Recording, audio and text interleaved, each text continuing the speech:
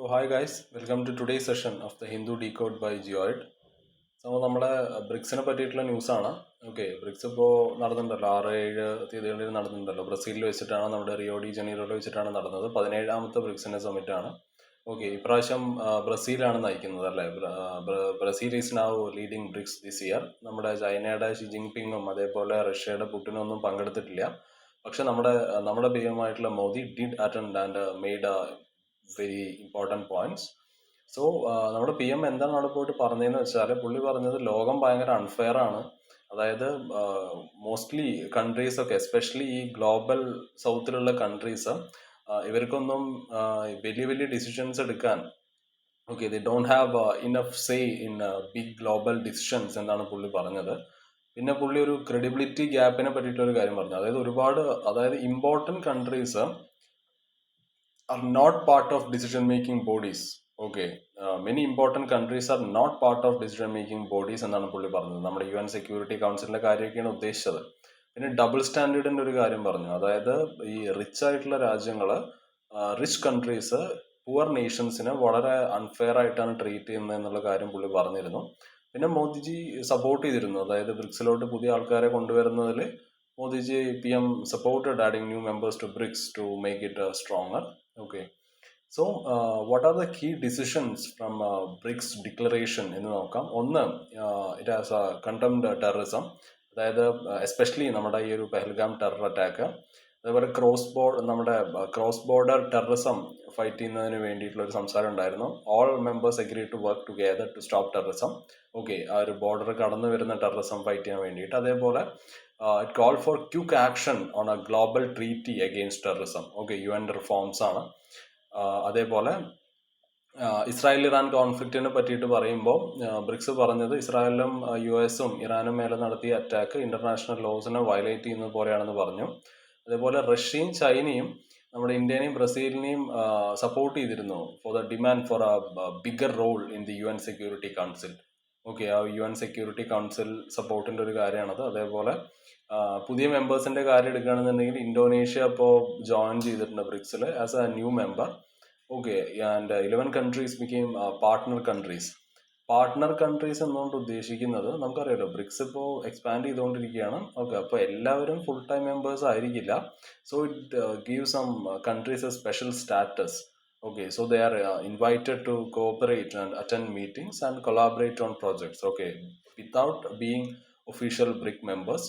So 11ഓളം partner countries ഉണ്ട് ഇപ്പോൾ. Belarus, Bolivia, Kazakhstan, Cuba, Nigeria, Malaysia, Thailand, Vietnam, Uganda, Uzbekistan. So ഇവരൊക്കെ partner countries ആണ്.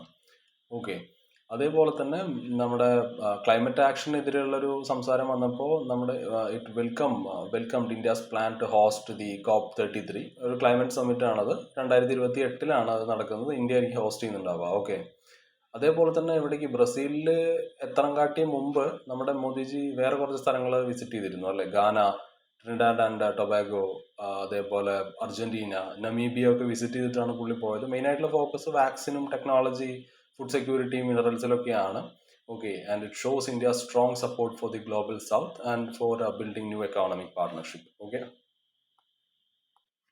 So നമുക്ക് നമ്മുടെ നെക്സ്റ്റ് ന്യൂസിലോട്ട് പോവാം, which is Khelo Bharat Nidhi as a beacon for Indian football എന്നുള്ളതാണ്. ഓക്കെ, സോ ഈ ഒരു ന്യൂസ് എടുക്കുമ്പോൾ, സോ ഇത് പുതിയൊരു സ്പോർട്സ് പോളിസിയാണ് അല്ലേ. It was launched by our Indian government on July 1st, 2025. So ഇതിൻ്റെ ഒരു എയിം എന്താണെന്ന് വെച്ചാൽ സ്പോർട്സിനെ യൂസ് ചെയ്യുക എന്നുള്ളതാണ്. നമ്മുടെ ഒരു വികസിത് ഭാരത് എന്നുള്ള നമ്മുടെ ഒരു വിഷൻ ഉണ്ടല്ലോ, അത് developed India. Okay, so the aim is to use sports to help build Viksit Bharat. And ഇതിൻ്റെ ചാർജ് മൻസുഖ് മന്ദാവിയ എന്ന് പറയുന്ന യൂത്ത് അഫയേഴ്സ് ആൻഡ് സ്പോർട്സിൻ്റെ മിനിസ്റ്റർക്കാണ് ഇതിൻ്റെ ചാർജ്. സോ ഇതിൻ്റെ മെയിൻ വിഷൻ എന്താണെന്ന് പറഞ്ഞാൽ സ്പോർട്സിനെ ഒരു പവർഫുൾ ടൂളാക്കുക. ഓക്കെ, ഒരു സോഷ്യൽ ഡെവലപ്മെൻറ്റിനും എക്കോണമിക്കൽ ഡെവലപ്മെൻറ്റിനും എഡ്യൂക്കേഷണൽ ഡെവലപ്മെൻറ്റിനൊക്കെ വേണ്ടിയിട്ട് സ്പോർട്സിനെ ഒരു മെയിനായിട്ടുള്ളൊരു പവർഫുൾ ടൂളാക്കുക എന്നുള്ളതാണ് ഇതിൻ്റെ ഒരു മെയിൻ വിഷൻ. സ്പെഷ്യൽ ഫോക്കസ് കൊടുത്തിരിക്കുന്നത് ഫുട്ബോളിനാണ്. ഓക്കെ, ഒരു 5 മെയിൻ ഏരിയാസ് ഉണ്ട്, 5 പില്ലേഴ്സ്. അതായത് എക്സലൻസ്, അതായത് നമ്മുടെ ഇന്ത്യയുടെ നാഷണൽ ഫുട്ബോൾ ടീമിനെ കുറച്ചും കൂടി ബെറ്റർ ആയിട്ട് പെർഫോം ചെയ്യിപ്പിക്കുക. Okay, globally. Make India's national football team perform better globally. അതേപോലെ സോഷ്യൽ ഡെവലപ്മെൻറ്റ് എടുക്കുകയാണെന്നുണ്ടെങ്കിൽ ഫുട്ബോൾ യൂസ് ചെയ്തുകൊണ്ട് ആൾക്കാരെ to include more people and communities. Okay, social development എന്നുള്ളൊരു പെർസ്പെക്റ്റീവ് ആണ് ഉള്ളത്. അതേപോലെ എക്കോണമിക് ഡെവലപ്മെൻറ്റിൻ്റെ കാര്യം എടുക്കുകയാണെന്നുണ്ടെങ്കിൽ ഇതുവഴി ജോബ് ക്രിയേറ്റ് ചെയ്യുക, ഇവൻറ്റ്സ് ഒക്കെ കണ്ടക്ട് ചെയ്യുമ്പോൾ ഒരുപാട് ആൾക്കാർക്ക് തൊഴിലും കാര്യങ്ങളൊക്കെ കിട്ടുന്നതാണ്. ആൻഡ് ബിസിനസ്, ഓക്കെ, ഒരു ബിസിനസ് ക്രിയേറ്റ് ചെയ്യുക എന്നുള്ളതാണ് ഫുട്ബോളിൽ നിന്ന്. പിന്നെ പീപ്പിൾസ് മൂവ്മെൻറ്റ്, അതായത് make sport a regular part of community life. Okay, പിന്നെ അതേപോലെ തന്നെ ഫുട്ബോളിനെ ഈ സ്കൂൾ ആക്ടിവിറ്റീസിൽ ഇൻക്ലൂഡ് ചെയ്യുക, എഡ്യൂക്കേഷൻ. ഓക്കെ, സോ ഇതാണ് മെയിനായിട്ടുള്ള സ്പെഷ്യൽ ഫോക്കസ്. 5 മെയിൻ ഏരിയാസ് ആണ്, 5 pillars: excellence, social development, economic development, people's movement and education. അതേപോലെ ഫുട്ബോളിൻ്റെ ഡെവലപ്മെൻറ്റിനെ സ്റ്റേജായിട്ട് തിരിച്ചിട്ടുണ്ട്. അതിനൊരു ഫ്രെയിം വർക്ക് ഉണ്ട്. അതായത് 8 വയസ്സ് മുതൽ 10 വയസ്സ് വരെയുള്ള കുട്ടികൾക്ക് ഫുട്ബോൾ ഈസി ആയിട്ട് ആക്സസ് ചെയ്യാൻ അവസരം കൊടുക്കുക, to make football easy to access. 12 to 13 വയസ്സ് വരെയുള്ള കുട്ടികൾക്ക്, ആ ഒരു ഏജിലുള്ള കുട്ടികൾക്ക് they can start competition in between those ages. അതേപോലെ ഈ 17 to 18, അണ്ടർ 17, അണ്ടർ 8 ആ ഒരു ലെവലിലുള്ള കുട്ടികൾക്ക് സീരിയസ് ട്രെയിനിങ് കൊടുക്കുക. ഓക്കെ, എക്സ്പേർട്ട് കോച്ചിങ് കൊടുക്കുക. അതേപോലെ തന്നെ അണ്ടർ 18, അണ്ടർ 20 ഈ ഒരു ഏജിലുള്ള കുട്ടികൾക്ക് they must prepare for a professional football career. Okay, പിന്നെ നമ്മുടെ സ്കൂളുകളിൽ ഫുട്ബോൾ പ്രൊമോട്ട് ചെയ്യാൻ വേണ്ടിയിട്ട് ഫിഫയുടെ ഒരു ഫുട്ബോൾ ഫോർ സ്കൂൾ പ്രോഗ്രാം ഉണ്ട്. ഫിഫ എന്നുള്ളത് ഫെഡറേഷൻ ഇൻ്റർനാഷണൽ ഡി ഫുട്ബോൾ അസോസിയേഷനാണ് FIFA. Okay, international association football ഫെഡറേഷനാണ്. ഓക്കെ, ആൻഡ് അതിന് കോമൺലി പറയുന്നത് ഫിഫ എന്നുള്ളതാണ്. ആൻഡ് ഇത് ഏകദേശം ഈ ഒരു പ്രോഗ്രാം, ഫിഫയുടെ ഈ ഒരു ഫുട്ബോൾ ഫോർ സ്കൂൾ പ്രോഗ്രാം ഏകദേശം ഒരു 1.53 lakh സ്കൂളുകളിലോട്ട് എത്തിയിട്ടുണ്ട്. They had reached 1.53 lakh schools. അതേപോലെ ഏകദേശം 9.5 ലക്ഷത്തോളം ഫുട്ബോൾ ഇവർ ഡിസ്ട്രിബ്യൂട്ട് ചെയ്തിട്ടുണ്ട്. ഓക്കെ, പിന്നെ എഡ്യൂക്കേഷൻ പോളിസി ആയിട്ട് ലിങ്ക് ചെയ്യാനുള്ളൊരു പരിപാടി ഉണ്ട്. അതായത് sports and education will work together in schools. Okay, അത് നമ്മുടെ NEP-യിൽ പറഞ്ഞിട്ടുണ്ട്. It is aligned with the national education policy. അതേപോലെ ഇവിടെ ഒരു ചെറിയൊരു പ്രോബ്ലം എന്താണെന്ന് വെച്ചാൽ, ഈ പീപ്പിൾ ഓഫ് ഇന്ത്യൻ ഒറിജിൻ, അതായത് OCI കാർഡ് ഹോൾഡേഴ്സ്. OCI എന്നുള്ളത് ഓവർസീസ് സിറ്റിസൺ ഓഫ് ഇന്ത്യ ആണ്. ഇവർക്ക് ഇന്ത്യക്ക് വേണ്ടി ഒഫീഷ്യലി കളിക്കാൻ പറ്റില്ല unless they give up their foreign passport. Okay, അപ്പോൾ പക്ഷേ വേറെ കുറച്ച് രാജ്യങ്ങളുടെ കാര്യം എടുക്കുകയാണെന്നുണ്ടെങ്കിൽ അവിടെയൊക്കെ ഇത് പറ്റുന്നതാണ്. അതായത് ബംഗ്ലാദേശിലും മലേഷ്യയിലും ഒക്കെ they allow such players to play for their country. So ഈ ഒരു പോളിസിയിൽ മാറ്റം വരുത്താനുള്ള ശ്രമങ്ങൾ നമ്മൾ നടത്തിക്കൊണ്ടിരിക്കുന്നുണ്ട്. About how to bring in global Indian talent. The policy is thinking about how to bring in global Indian talent despite India's no dual citizenship rule. So നമ്മൾ 2036 Olympics നമ്മൾ നടത്താനുള്ളൊരു പ്ലാനൊക്കെ നമുക്ക് ഉണ്ട് അല്ലേ. India wants to host the 2036 Olympics. And നമ്മൾ വളരെ വലിയ ഇമ്പ്രൂവ്മെൻറ്റ്സ് ആണ് ഇവിടെ പ്ലാൻ ചെയ്യുന്നത് ഇനി ഈ ഒരു സ്പോർട്സ് ഇൻഫ്രാസ്ട്രക്ചറിൽ. നമ്മുടെ ഏറ്റവും ലോങ് ടേം ഗോൾ എന്താണെന്ന് പറഞ്ഞാൽ ഇന്ത്യനെ ഒരു ഗ്ലോബൽ സ്പോർട്സ് പവർ ഹൗസ് ആക്കുക എന്നുള്ളതാണ് 10 വർഷത്തിനുള്ളിൽ. ഓക്കെ, സോ നമുക്ക് നമ്മുടെ നെക്സ്റ്റ് ന്യൂസിലോട്ട് പോവാം. So the new battle challenge of China Pakistan collusion എന്നുള്ളതാണ്. സോ എന്താണ് നടന്നുകൊണ്ടിരിക്കുന്ന കാര്യം നമുക്കറിയാലോ. അതായത് ചൈനയും പാകിസ്ഥാനും ഇപ്പോൾ വളരെ ക്ലോസ് ആയിട്ടാണ് അവർ വർക്ക് ചെയ്തുകൊണ്ടിരിക്കുന്നത്. Okay, they are now working more closely than ever against India. Diplomatically മാത്രമല്ല, പക്ഷേ ബാറ്റിൽ ഫീൽഡിൽ ഡയറക്റ്റ്ലി നമുക്കിപ്പോൾ അവരുടെ ആ ഒരു എന്താ പറയുക, ആ ഒരു ക്ലോസ് ആയിട്ട് നിൽക്കുന്ന ആ ഒരു ഇത് നമുക്ക് കാണാൻ സാധിക്കും അല്ലേ. ഇപ്പോൾ ഇതെങ്ങനെയാണ് ഇവോൾവ് ചെയ്തതെന്ന് ചോദിച്ചാൽ, ഇപ്പോൾ കഴിഞ്ഞ വാർ 65-ലെയും 71-ലെയും 99-ലെയൊക്കെ യുദ്ധങ്ങൾ എടുക്കുകയാണെന്നുണ്ടെങ്കിൽ ചൈന അതായത് പിന്നിൽ നിന്ന് കളിക്കുകയായിരുന്നു. Okay, China stayed in the background.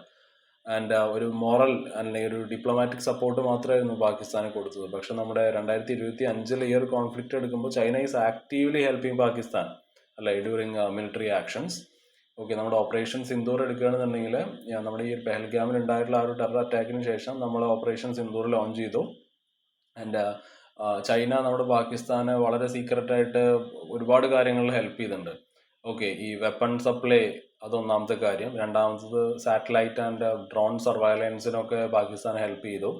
ഒരു ജോയിൻറ്റ് മിലിറ്ററി കോർഡിനേഷൻ നമുക്ക് അവിടെ കാണാൻ സാധിച്ചു. And China help Pakistan avoid international criticisms and all. Okay, അതേപോലെ എങ്ങനെയാണ് ചൈന ഡിപ്ലോമാറ്റിക്കലി ഹെൽപ്പ് ചെയ്തതെന്ന് പറയുമ്പോൾ ഈ ഒരു the delayed condemnation of the terror attack. അതേപോലെ ഇന്റർനാഷണൽ പ്ലാറ്റ്ഫോംസിലൊക്കെ പാകിസ്ഥാൻ പറയുന്ന കുറെ കള്ളക്കഥകൾ അതേപോലെ റിപ്പീറ്റ് ചെയ്യുകയാണ് ചെയ്തത് ചൈന. അവരുടെ UN പവർ ഉപയോഗിച്ചുകൊണ്ട് they water down India's effort in the UN. ഒരു ആന്റി ഇന്ത്യ പ്രൊപ്പഗൻഡ സ്പ്രെഡ് ചെയ്യാനാണ് അവർ നോക്കുന്നത്. ഓക്കെ, ഒരു സ്റ്റേറ്റ് കൺട്രോൾ മീഡിയാസ് ഒക്കെ വെച്ചിട്ട് ആന്റി ഇന്ത്യ പ്രൊപ്പഗൻഡ സ്പ്രെഡ് ചെയ്യാൻ നോക്കുന്നുണ്ട് ചൈന. ഇത് ഇത് അവരുടെ ഒരു ഡിപ്ലോമാറ്റിക് ആയിട്ട് അവരെങ്ങനെയാണ് പാകിസ്ഥാനെ സപ്പോർട്ട് ചെയ്യുന്നുള്ളതാണ്. ഇനി മിലിറ്ററി അല്ലെങ്കിൽ ഒരു ടെക്നിക്കൽ സപ്പോർട്ട് എങ്ങനെയാണ് കൊടുത്തതെന്ന് നോക്കാം. അതായത് അവരുടെ കയ്യിലുള്ള അഡ്വാൻസ്ഡ് ഫൈറ്റർ ജെറ്റ്, അവരുടെ ആ ഒരു J-10C ഒക്കെ ഉണ്ടല്ലോ, അതും മിസൈൽസ് ഒക്കെ പാകിസ്ഥാൻ ഇവർ കൊടുത്തു. അതേപോലെ റിയൽ ടൈം സർവൈലൻസ് കൊടുത്തിട്ടുണ്ട്. Real time surveillance and intelligence provide ചെയ്തിട്ടുണ്ട് ചൈന. അവരുടെ ഇന്റഗ്രേറ്റഡ് വേറൊരു സാറ്റലൈറ്റ് സിസ്റ്റം ഉണ്ട് അവരുടെ, അതായത് China zone satellite based radio navigation system ഉണ്ട്. സോ അത് ഉപയോഗിച്ചുകൊണ്ട് അത് പാകിസ്ഥാന് ഉപയോഗിക്കാനുള്ള ആ ഒരു ഹെൽപ്പ് ചൈന ചെയ്തു കൊടുത്തു. ഇന്റഗ്രേറ്റഡ് ദി BEIDOU ആണ് കേട്ടോ സാറ്റലൈറ്റിന്റെ അതാണ് ആ സാറ്റലൈറ്റ് സിസ്റ്റത്തിന്റെ പേര്. ഇത് ഉപയോഗിച്ചുകൊണ്ട് അവിടുന്ന് പാകിസ്ഥാനിൽ നിന്ന് ഇന്ത്യയിലോട്ട് അയക്കുന്ന മിസൈൽസിനെ ഈ സാധനത്തിന് ഗൈഡ് ചെയ്യാൻ പറ്റും. It can guide the missiles. So അങ്ങനെ ഒരു സെറ്റപ്പ് ഉണ്ടാക്കി കൊടുത്തു. അതേപോലെ റെഗുലർ ജോയിന്റ് ട്രെയിനിങ്, ഇൻക്രീസ്ഡ് ബാറ്റിൽ ഫീൽഡ് കോർഡിനേഷൻ. സോ ഇത് എന്തുകൊണ്ടാണ് ഇന്ത്യക്ക് വലിയൊരു പ്രോബ്ലം ആവുന്നതെന്ന് ചോദിച്ചാൽ, ഇന്ത്യയുടെ ആ ഒരു പഴയ മിലിറ്ററി സ്ട്രാറ്റജി ഉണ്ടല്ലോ, അതിപ്പോൾ ഔട്ട്ഡേറ്റഡ് ആയി. അതായത് ഈ 2 front വാറിന്റെ കാര്യം എടുക്കുകയാണെന്നുണ്ടെങ്കിൽ, ഇപ്പൊ ചൈനയും പാകിസ്ഥാനും രണ്ട് സൈഡിൽ നിന്നായിരുന്നല്ലോ ഫൈറ്റ് ചെയ്തുകൊണ്ട്. പക്ഷെ ഇപ്പൊ അവർ അങ്ങനെ കണക്കാക്കാൻ പറ്റില്ല നമുക്ക്. ചൈനയും പാകിസ്ഥാനും they R behaving as one combined threat. ഇപ്പൊ ചൈനയിൽ നിന്ന് പാകിസ്ഥാൻ ഇപ്പോൾ കുറച്ചും കൂടി അഡ്വാൻസ്ഡ് ആയിട്ടുള്ള വെപ്പൺസ് ഒക്കെ ഇപ്പോൾ പർച്ചേസ് ചെയ്യുന്നുണ്ട്. So India has to deal with both borders. നമുക്ക് ചൈനയും പാകിസ്ഥാനും ഇപ്പോൾ പ്രശ്നമാണ്. India has to deal with both borders being active at the same time എന്ന് വേണം പറയാൻ. ഒരേ സമയത്ത് ഇവന്മാർ രണ്ടുപേരും പ്രശ്നക്കാരാണ്.